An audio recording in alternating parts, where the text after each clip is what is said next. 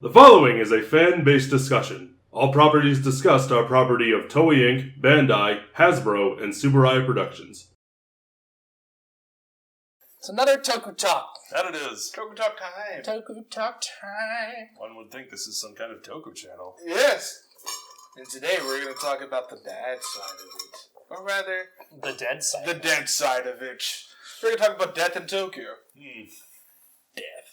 Death. Shine. Doesn't happen a lot.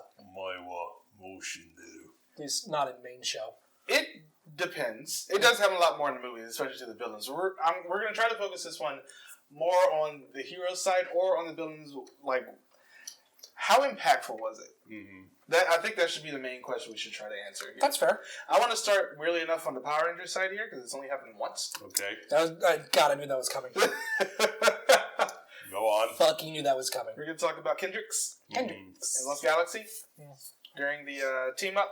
I still fucking love the History of Power Rangers scene. They talk about that. Where he's like, she's gonna get it. And he's like, the fuck? Yeah, she Okay, actually well that happened. does die.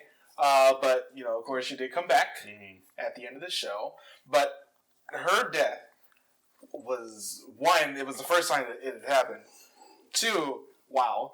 I remember being a kid and watching that and be like, so she's fine, right? And like 10 minutes later, they're showing at a funeral. So she's fine, right?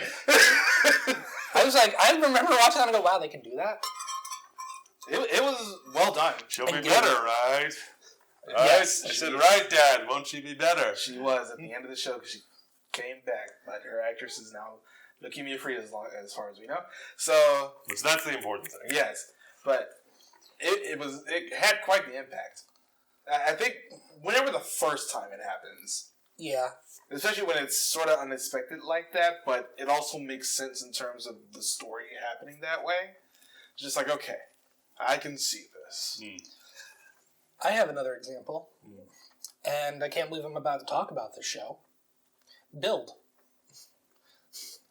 You had an episode, what was it, episode 21. Episode 21, and just the start of the death of that trio was impactful to Grease and to Build, and it... That's about it. Yeah, but it definitely changed.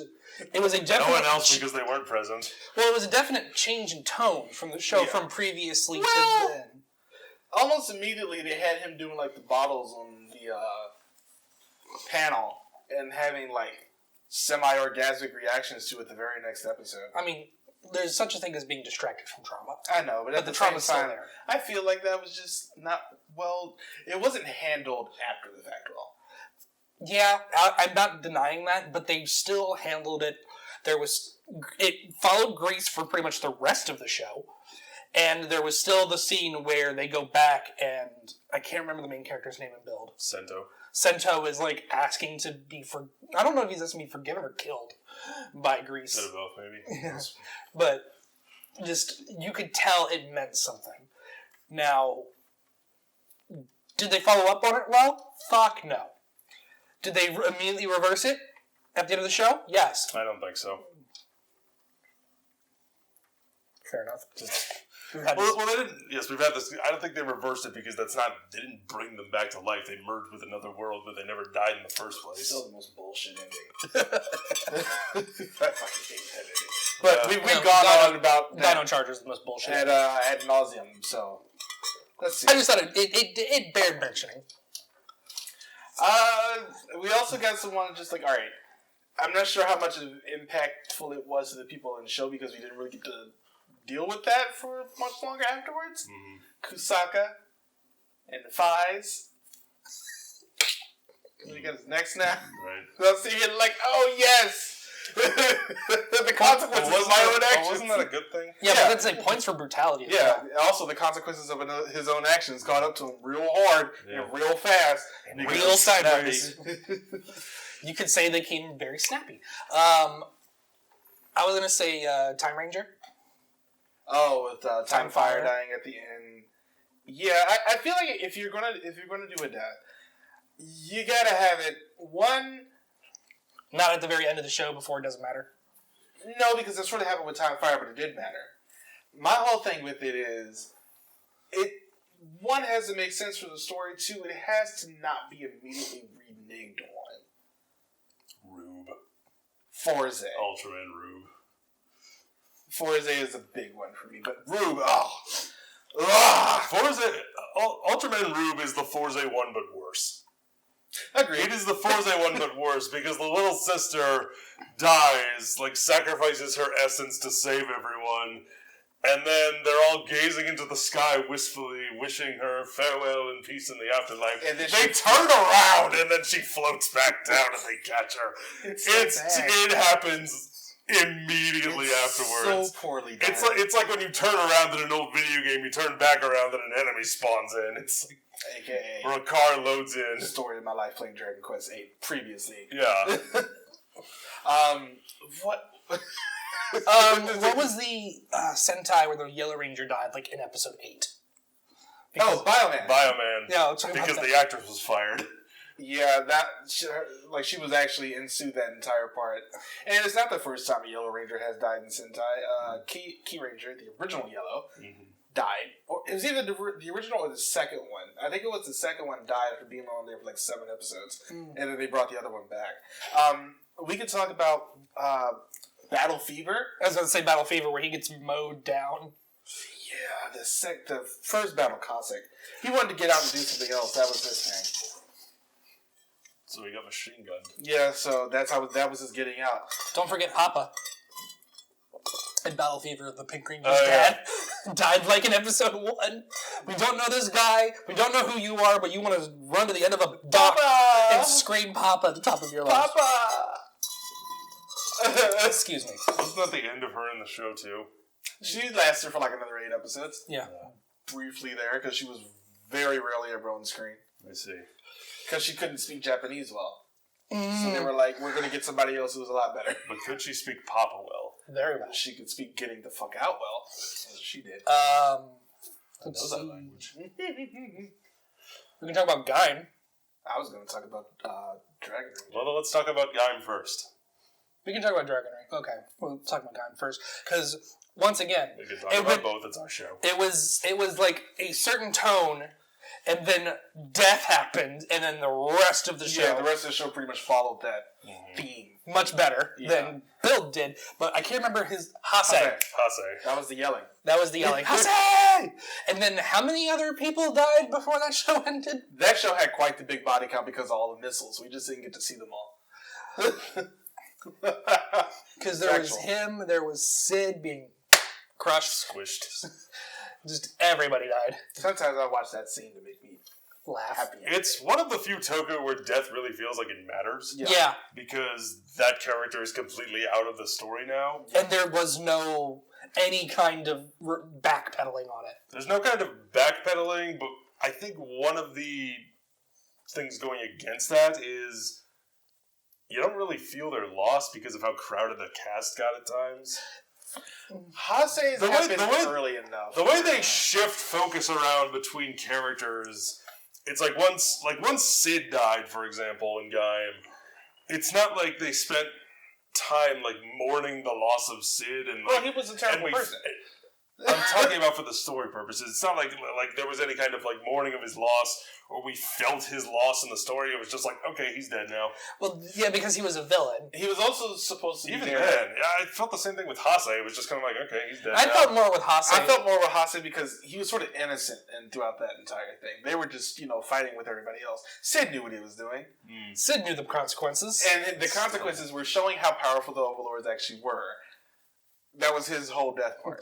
You could say he moves mountains. He moves churches. Moving on. Dragon Ranger. Yeah. Now, this one's a little bit different. And I actually sort of appreciate when they sort of, turn the death on its head at least a little bit, at least a lead up to it, because he had a timer. Yeah. An actual ticking clock. Or in this Ticking case, candle. A wicking A candle. wicking candle. A wicking There you candle. go. There you go. But yeah, the more time you spend outside of that area, because he got tricked into it in the first place. Yep.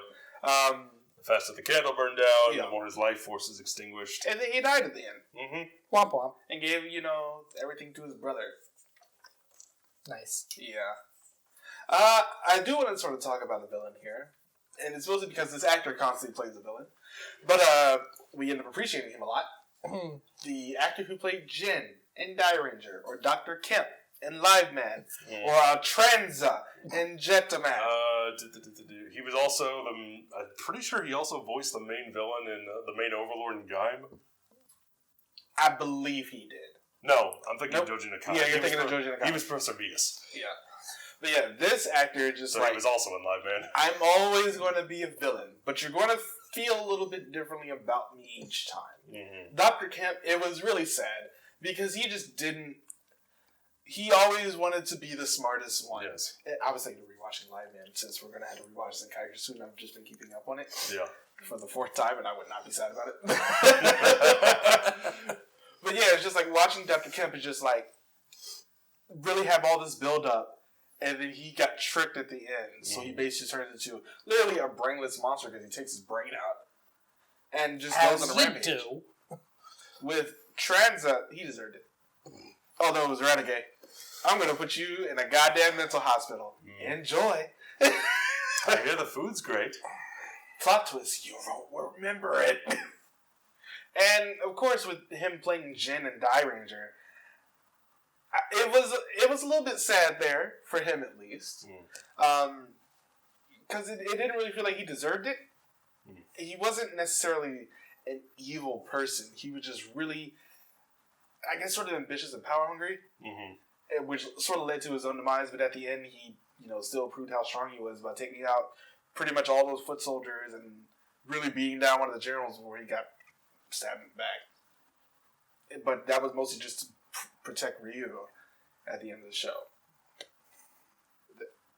Sometimes when a villain dies, it isn't always a Sid.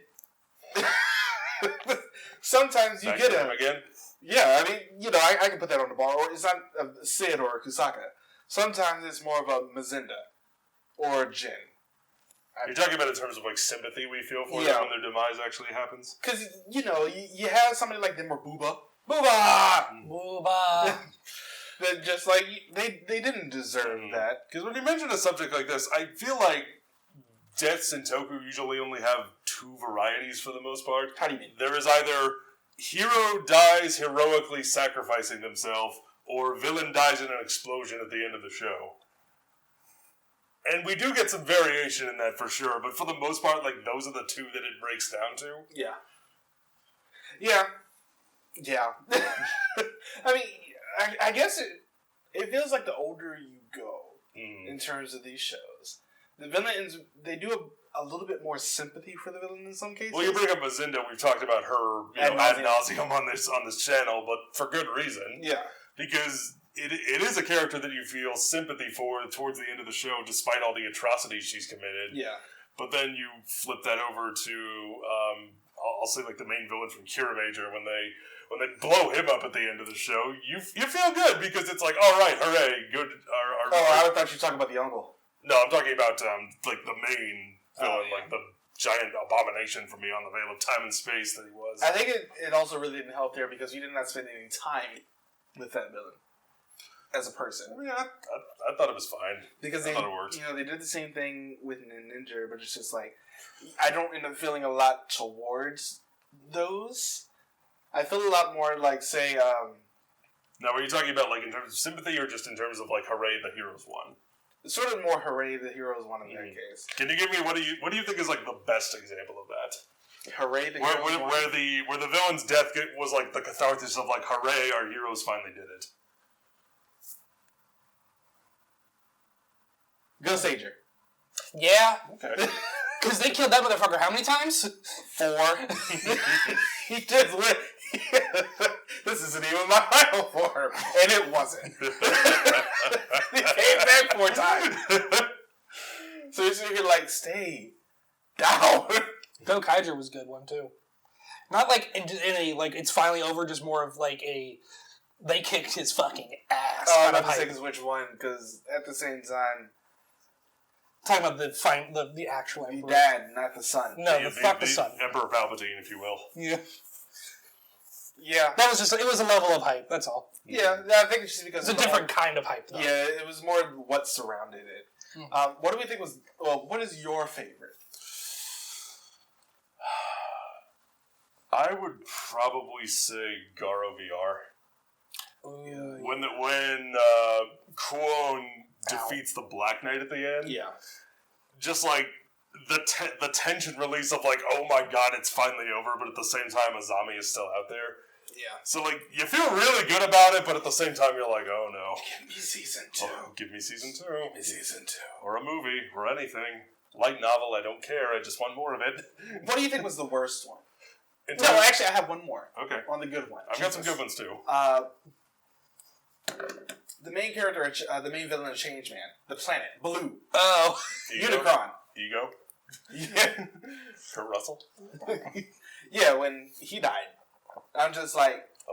Let's be real, Kurt Russell's death in that movie was very satisfying. Moving on. But in terms of this, just like when he died, when King Bazoo died, it felt good. Because everybody else, even the villains that were still left, not Optimus, because she went psychotic and blew everything up, were, all set free. Yeah. From under his rule of thumb. You said you had another? Is it Professor Diaz? Professor Diaz is a good one. I was going to say the graduation ceremony from Forza, I think, is a good one. The way they're able to tie, like everything, the themes of the show in terms of like incorporating that into it. So when he said graduation scene, I thought he was going to say Mega Ray. I thought the same thing. Well, no one died in the graduation scene. I know, but when I think graduation scene... They didn't clonk anyone in the head, unfortunately, with their hoverboards as they skated. That would have been hilarious, though. It would have been hilarious, but also morbid.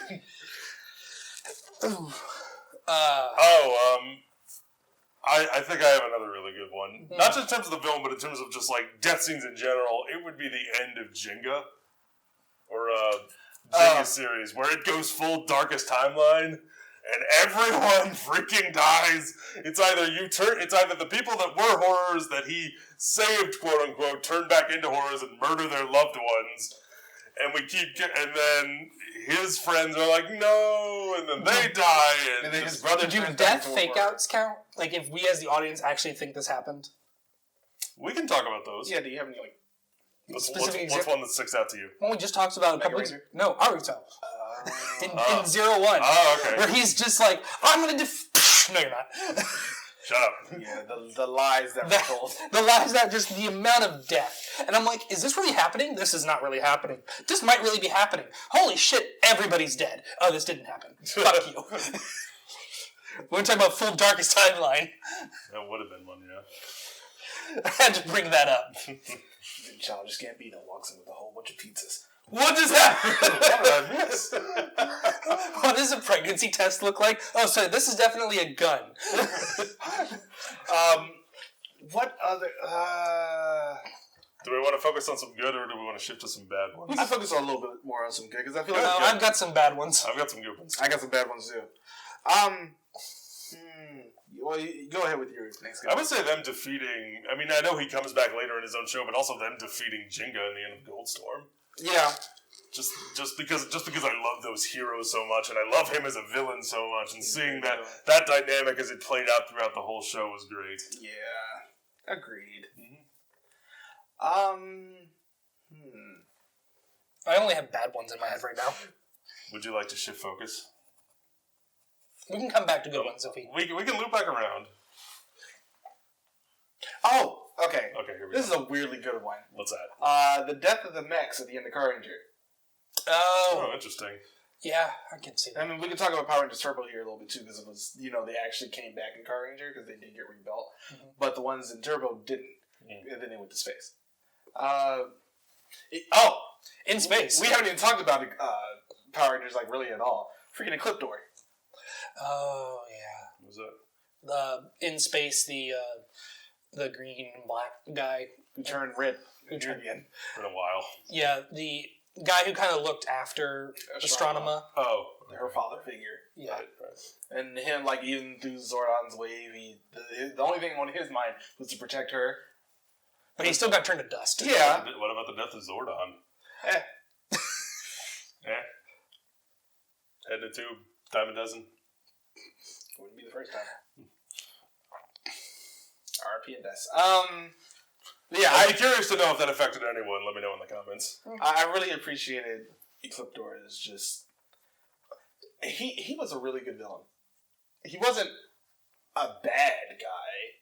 He just he then later on ended up getting reprogrammed, but he still sort of overwrote his reprogramming. Oh, here's a good death that makes it like feel relieved. The Psycho Rangers. Every single time one of them, you kind of Both times. You kind of breathe a little more. It's like, okay, we got one. Holy shit! Yeah, between the Nejis and the Psychos, it's like beating a Dark Souls boss. It's like, all right, that's one. And then they came back, and they got beaten like again. a Dark Souls boss. Anyway, and then they got beaten again. That's a Guardian. It's from Sekiro. Let's talk about some bad ones. Zoodra. Who in particular? The main villain. I'm just a whole bunch of cells. Trash. God. Garbage. Moving on. Trash. I want to go into it a little more. Just a villain that we had no connection to whatsoever, because he spent the whole show sitting in a chair, doing nothing but talking, and then they finally gave him something to do, and it wasn't interesting. All the villains in Ninja Storm. What was yours? Which one was yours? A bad one. Well, we talked about Rube already, but Jesus. I was just going to say Ninja and be done with it. Yeah. I cared nothing. I cared zero. I specifically hated the first samurai death where it's like, I kicked your ass. Nothing has changed, but you beat me this time. It just happened too fast. Anyway.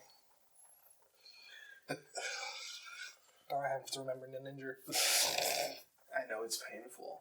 It's very painful. yeah, Wallow in it. I don't think it was that bad. Bad ones. Yeah, there are a lot of them. You can say that about like a lot where they just sit, or they're like a pedestal, or they're in a floor. When you have a villain like that, and they just don't show up until near the end, I really don't give a damn. Plus, they really don't. They don't have like a good backstory or anything. Can I go back to a good one real quick? Please do. Shinkenger, the main villain.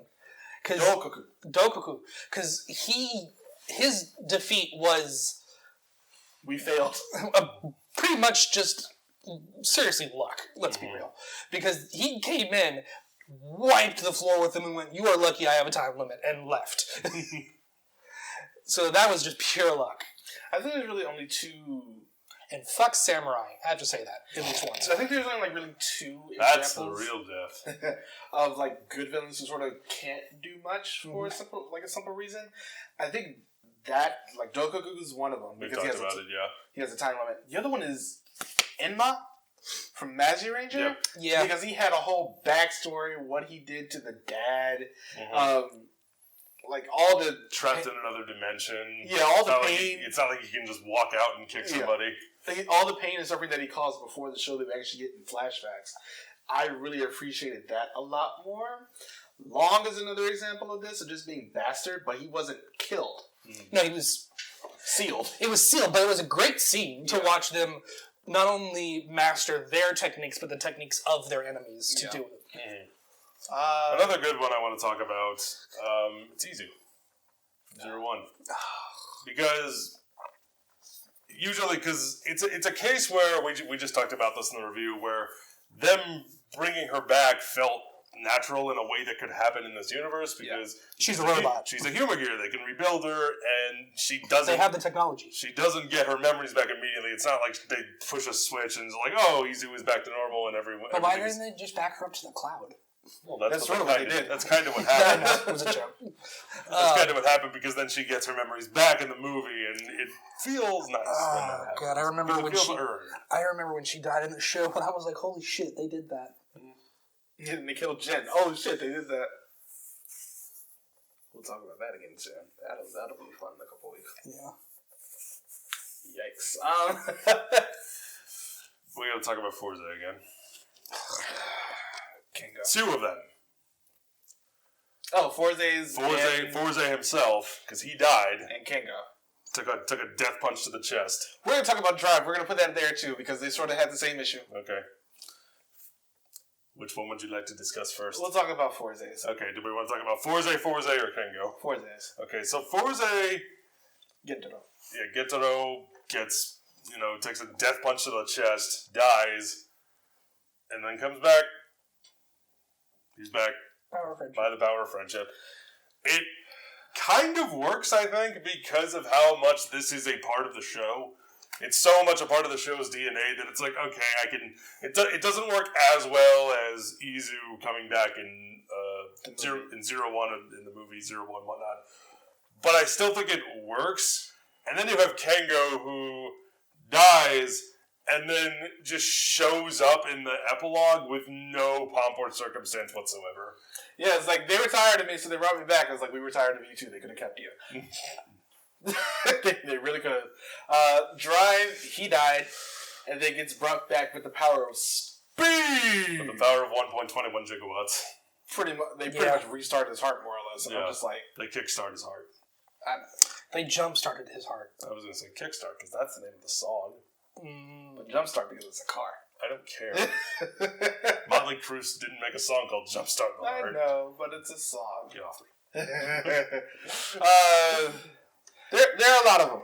There are definitely a lot of them. We could have talked about Jin from Beatbuster. Would you like to? We could talk about him very briefly. He stayed dead. The only time they brought him back was... I mean, he came back, but he still stayed dead. You could say the same thing about Albury Killer. Yeah. Albury Killer just like, you know what? They needed somebody to rule over hell. So here I am. That was still the best. I noticed you have a hiring sign. I noticed you have a hiring sign that says King. I'll do it. I'll take it. Here's my resume. Stabs a few people. And O's. I'm not sure if I completely want to talk about his yet. Because we haven't seen the movie? Because it's 10th anniversary. Because they're going to keep bringing him back over and over and over again. I think we can still talk about it because it's a good scene. It's just the fact that we know he's... I wanted to have his... We know he's going to... You mean you want it to be like, okay, he's either back or he isn't? Yeah. And that we know he's going to come back because in the team-up movie, he comes back from the future and is like, hey, here's some medals. Go beat that guy. So we know he's going to come back eventually. It's just, but I still think the scene where he dies is still a good scene. Yeah. Because again, their dynamic is such a big part of the show, and when Ankh eventually learns to care for someone other than himself, and in the end sacrifices himself to help Eiji defeat Dr. Marky. Not Marky. Maki, thank you. Maki was personified. You know, those first three post-decade W, Forze, and O's have a real issue keeping people dead. You're talking about Philip as well? Yes. Yeah. I think they sort of forgot. Again, it was like, he died, we did a year time skip within the same episode. Yeah. And that's where I think the problem was, if the episode had continued to play out, and then we got another episode where he just wasn't there, and then we got the time skip, and the time skip maybe happened in a movie or it was its own episode, I think that would have been better, but... It needed something. It's we gotta wrap this up, come on. It needed space, and I think that was sort of the main issue that we did not get. Because we didn't get any space, it did not help that it came back, again. And even with O's, it's mostly just happened in movies because that's pretty much where it can only happen right now. Yeah. This is why I sort of wanted to wait, because it's just we're obviously going to be talking about the O's movie when it comes out. Yeah, of course. But yeah, it's just one of those things where I'm just hope it's good. Yeah, we'll see what happens. That we will. Death and... I think we could title this one Death and Resurrection because we're talking about both. It happens a lot. It does. In these shows. They can either be done well or be done poorly, which also happens a lot. It makes me sad. It makes me sad. But it happens. Yeah. Okay, we talked about Forza, we talked about Kengo. Did we talk about the third one? Drive? No, we did. Okay. Yeah, we did. But I think we can end here. Yeah, I think we can. Let us know what your least favorite and favorite. Yeah, it sounds real morbid when you say it like that, but I think that's sort of the point of this. What are your favorite and least favorite deaths? In Toku. Not in real life. What is your favorite and least favorite resurrection?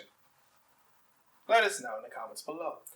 Don't forget to join us on all the things, and we'll see you next time. Bye, everybody. Bye. Thank you for watching.